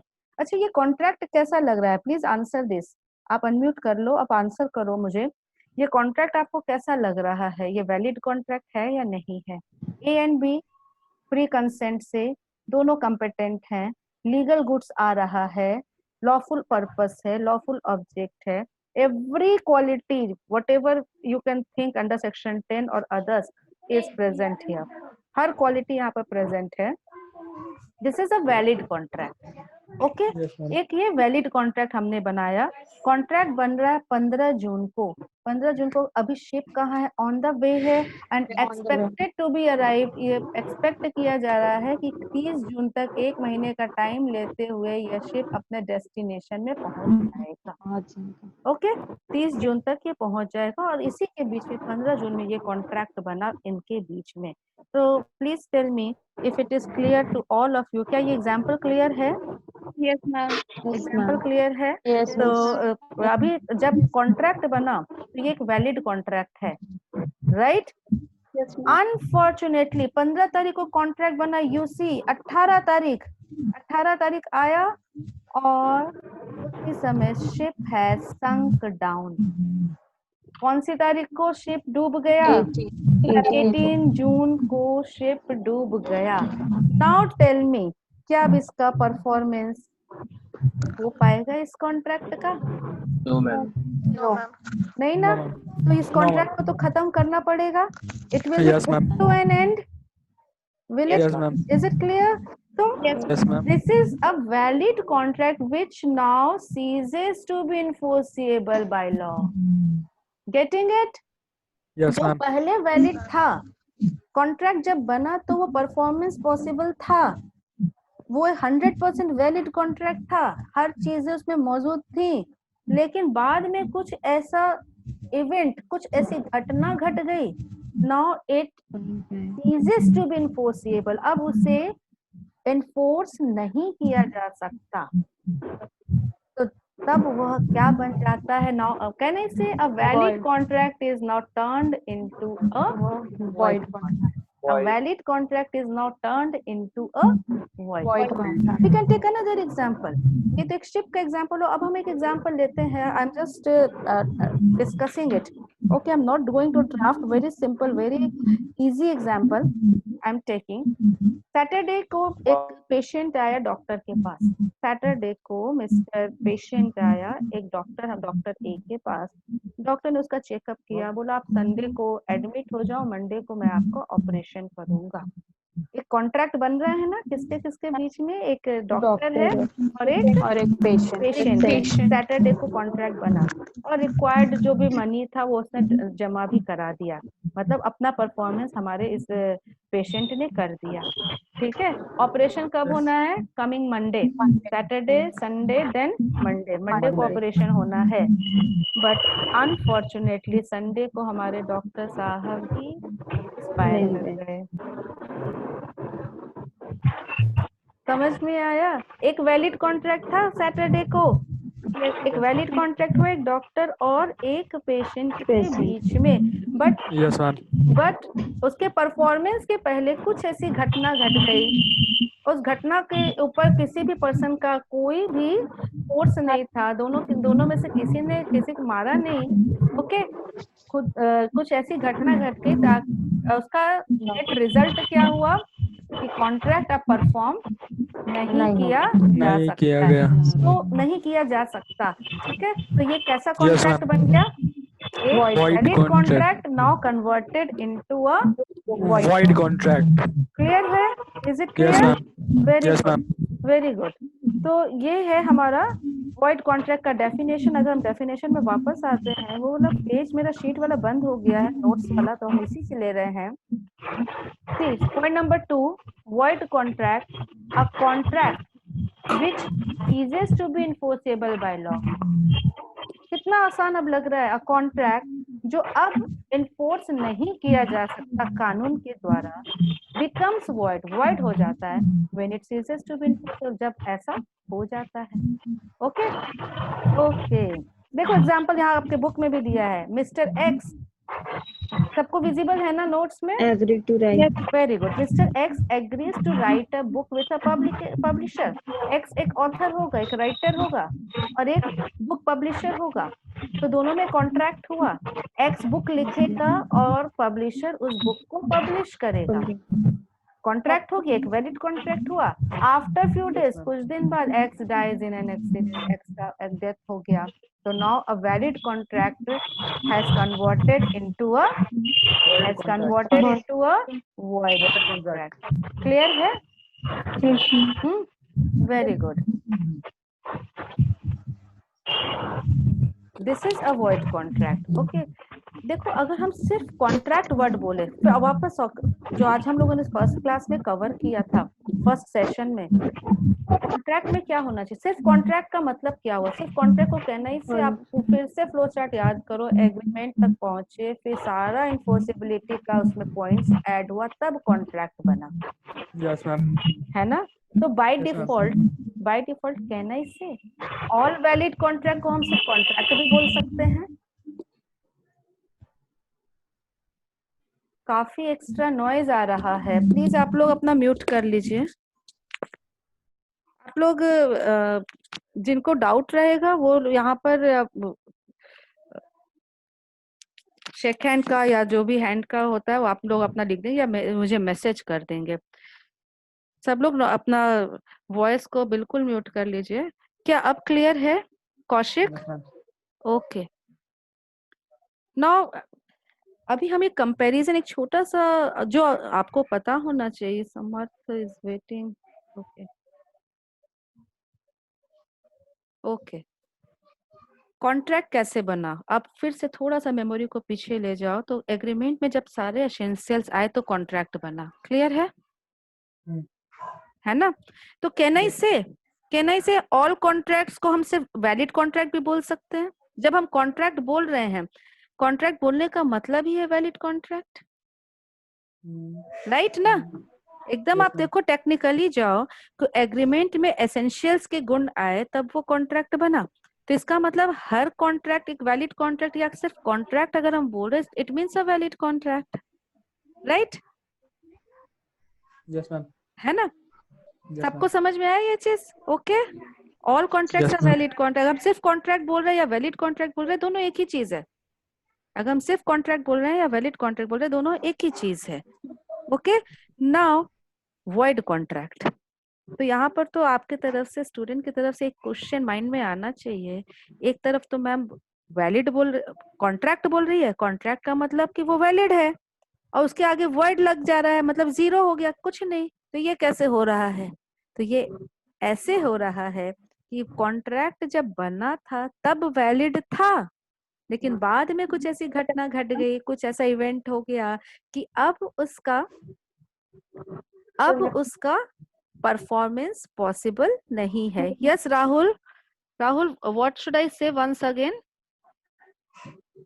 विच topic should I repeat? Rahul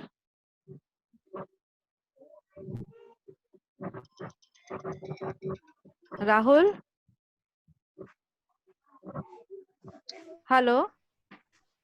हम जो इससे पहले बताए थे वो फिर से बताइए. तो पहले मतलब क्या, कौन सा, क्या पहले जो बताए थे? जो वॉइड कॉन्ट्रैक्ट का बता रहे थे ना वो वाला फिर से. अच्छा तो वॉइड valid- हाँ हम बोले अगर हम सिर्फ कॉन्ट्रैक्ट बोले, इफ आई से only contract it means a valid contract. Contract का मतलब ही वैलिड है. क्या ये क्लियर है?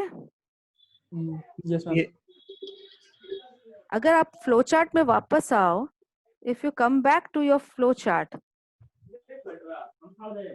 वापस अगर हम आते हैं ऊपर वाले चार्ट में और एसेंशियल एलिमेंट्स, एक चार्ट हमने बनाया यहाँ पर ये वाले में, कि कॉन्ट्रैक्ट बनने के लिए इन्फोर्सिबिलिटी के गुण होने चाहिए. तो अगर हम कॉन्ट्रैक्ट बोले या यहाँ पर एक वर्ड लिख दे कॉन्ट्रैक्ट के आगे, वैलिड कॉन्ट्रैक्ट, दोनों एक ही चीज है. I am saying this, contract और वैलिड कॉन्ट्रैक्ट में कोई डिफरेंस नहीं है इस वर्ड में. ओके कॉन्ट्रैक्ट मीन्स अ वैलिड कॉन्ट्रैक्ट, कॉन्ट्रैक्ट मीन्स अ वैलिड कॉन्ट्रैक्ट. अगर कुछ नहीं है तो हर कॉन्ट्रैक्ट एक वैलिड कॉन्ट्रैक्ट है. ओके अब हम जब इसका डिफरेंस नीचे आ रहे टाइप्स ऑफ कॉन्ट्रैक्ट, तो सेकंड टाइप दिखता है अपना वॉइड कॉन्ट्रैक्ट का. तो ये वॉइड कॉन्ट्रैक्ट क्या चीज है? एक तो कॉन्ट्रैक्ट भी बोल रहे हैं और उसको वॉइड भी बोल रहे हैं. कॉन्ट्रैक्ट बोलने का मतलब ही है कि वो वैलिड था, लेकिन बाद में कुछ ऐसी घटना घट गई, वो शिप चला 1 तारीख को, 15 तारीख को कॉन्ट्रैक्ट बना तो हमारा सामान एग्जिस्ट कर रहा था, लेकिन 18 तारीख को एक ऐसी घटना घट गई कि अब उस वैलिड कॉन्ट्रैक्ट का परफॉर्मेंस इम्पॉसिबल हो गया. Yes, ma'am.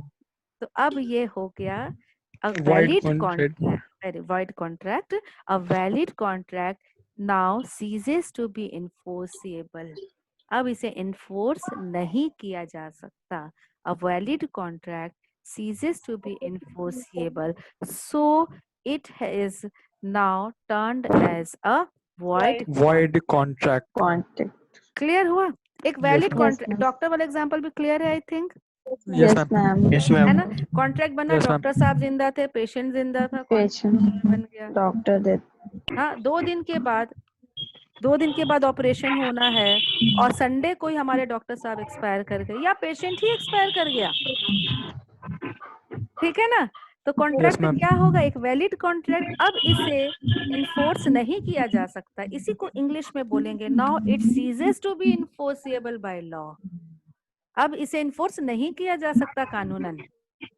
Now it is ceases to be enforceable by law. Clear हुआ? Please mute.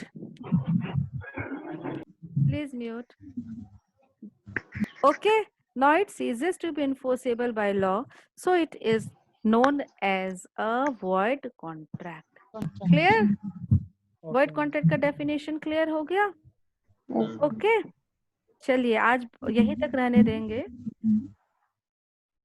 एक छोटा सा होमवर्क आप सोचना इसको. एक टॉपिक हम दे रहे हैं छोटा सा, थोड़ा सा बस एनालाइज करना कि मैम क्या पूछ रही है, क्या इसका डिफरेंस. हम लोग कल इसको डिस्कस करेंगे. वॉइड कॉन्ट्रैक्ट जो भी आपने पढ़ा, ठीक है, वर्सेस डिफरेंशिएट करना चाह रहे हैं void agreement.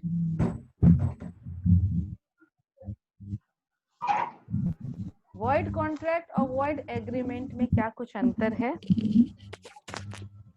Void contract versus void agreement. Is there any difference between void contract? देखो वॉइड दोनों में ऐड किया हुआ है, वॉइड वर्ड दोनों में है, डिफरेंस कहाँ है? Agreement तो कॉन्ट्रैक्ट क्या है? कॉन्ट्रैक्ट क्या है? जो वो 10 अग्नि परीक्षा से गुजरा है. और एग्रीमेंट क्या है?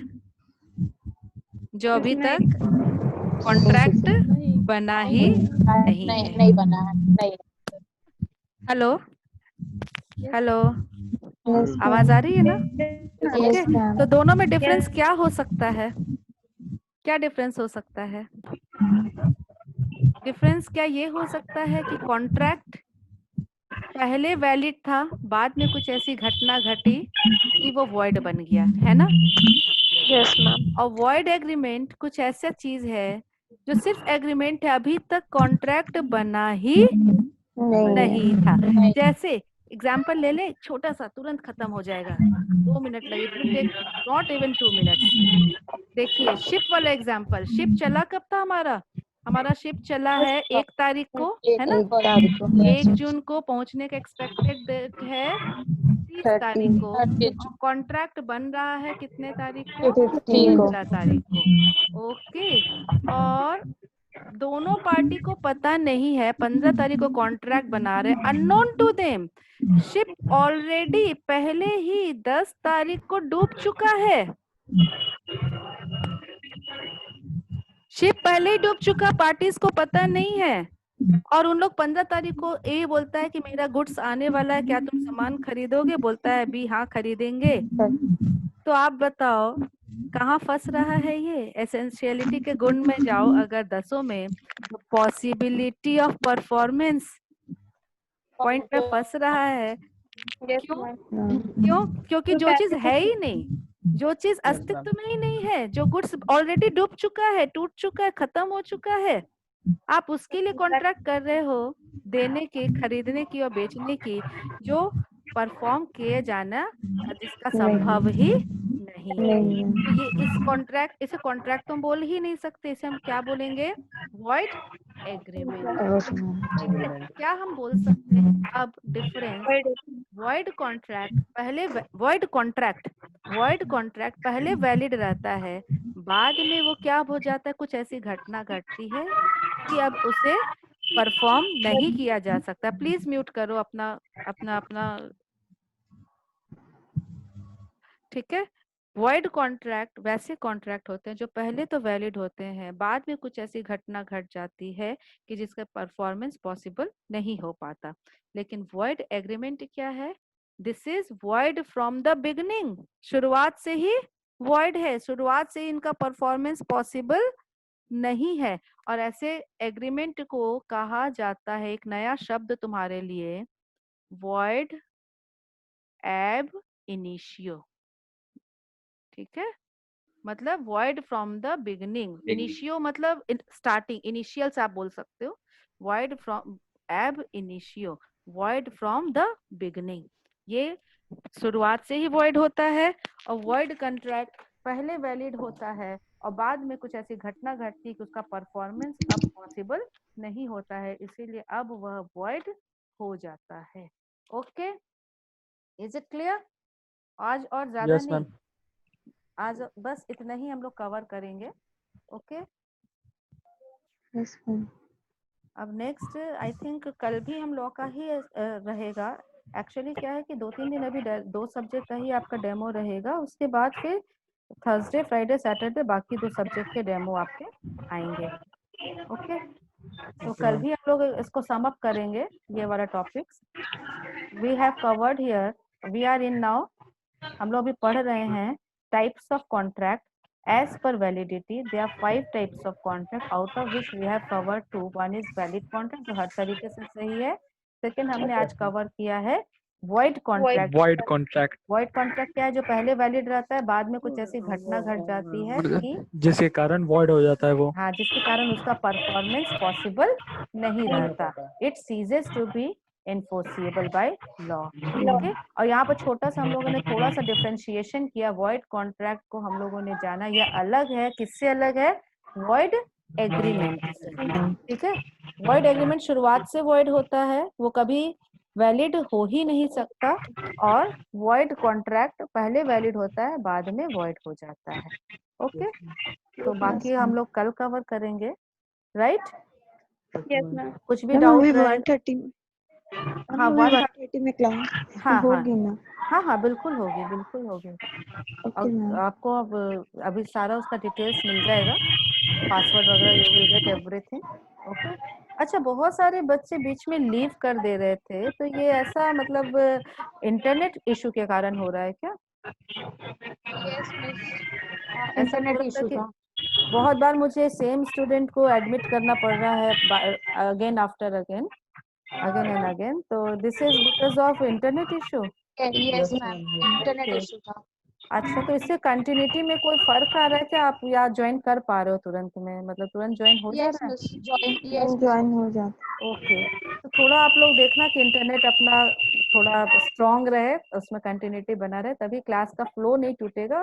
क्योंकि इधर मुझे पता नहीं चलता ना बीच में कौन से बच्चे मिस्टेकनली लीव कर गए हैं। I am not able to, वो तो बाद में आता है कि आप वेटिंग रूम में हो, फिर से ज्वाइन करो, तो हम आपको एडमिट कर ले रहे हैं। थोड़ा सा अपने इंटरनेट कनेक्शन अगर थोड़ा और स्ट्रांग रहे डाटा प्लान में, तो वो थोड़ा कोशिश करना। और गो थ्रू योर बुक्स और द नोट्स मैंने पीडीएफ भी डाला है, उसमें भी डेफिनेशन पार्ट है, बुक्स में भी डेफिनेशन पार्ट है। मैम, जब गुड्स सीज हो गया तो उसका डील कर देंगे, डील क्यों करेंगे? ओके, जब गुड्स ऑलरेडी डूब चुका है 10 तारीख को, I think Muskan this is the issue ना, जब ऑलरेडी गुड्स डूब चुका है तो उसको हम कैसे खरीदेंगे और क्यों बेचेंगे? Good question, but what I am saying, unknown to them. Mister A को लग रहा है उसका सामान तो अभी भी रास्ते में है, मिस्टर ए को पता ही नहीं कि उसका सामान डूब चुका है। आप यहाँ बैठ के क्लास कर रहे हो, सपोज फॉर एग्जाम्पल, आपका एक और आपके पास मोबाइल फोन है जो आपके दूसरे रूम में रखा हुआ है, ओके, और तभी आपके व्हाट्सएप चैट में, और आप उसके लिए कॉन्ट्रैक्ट ऑलरेडी कर चुके हो किसी फ्रेंड से कि मैं ये मोबाइल फोन बेचना चाहता हूँ, क्या तुम खरीदोगे? आपने 2 दिन पहले उससे कहा था इतने रुपए में बेचना चाहता हूँ, 2000 रुपए में बेचना चाहता हूँ। क्वेश्चन समझा क्या?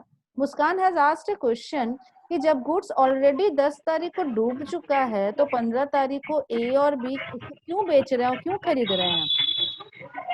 This is the question raised by Muskan. Okay, please mute कर लो सब. I am explaining it.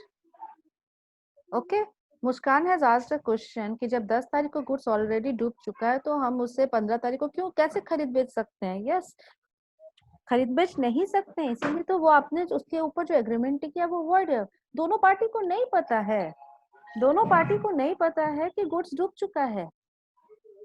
हम वही एग्जांपल ले रहे हैं कि आपके दूसरे रूम में आपका सपोज करो एक मोबाइल फोन पुराना रखा है जो आपने ऑलरेडी 2 दिन पहले अपने फ्रेंड से डील किया था. क्या तुम ये खरीदोगे? मैं तुम्हें बेचने को तैयार हूँ 2000 रुपए में. आप यहाँ बैठ के क्लास कर रहे हो और अननोन टू यू, आपको नहीं पता, आपका छोटा भाई बहन जो घर पे है उसके हाथ से मिस्टेकनली वो मोबाइल फोन गिर गया और टूट चुका है दूसरे रूम में, बट यू आर अननोन. और क्लास करते करते आपके पास एक व्हाट्सएप मैसेज आता है अपने फ्रेंड का, हाँ मैं खरीदने को तैयार हूँ, आप भी लिख दे तो डन. तो आपके हिसाब से तो कॉन्ट्रैक्ट बन गया ना. लेकिन क्या ये कॉन्ट्रैक्ट है? भैया ये कॉन्ट्रैक्ट नहीं है, ये एग्रीमेंट तक रुक गया, क्योंकि आप वो चीज खरीद और बेच रहे हो जिसका अस्तित्व ही अब नहीं है. समझ में आया Muskaan? Got your answer? Okay, चलिए अब ओवर करते हैं, आप लोग भी ब्रेक ले लो. We will meet again tomorrow, right? Okay, thank you. Bye ma'am. Bye. And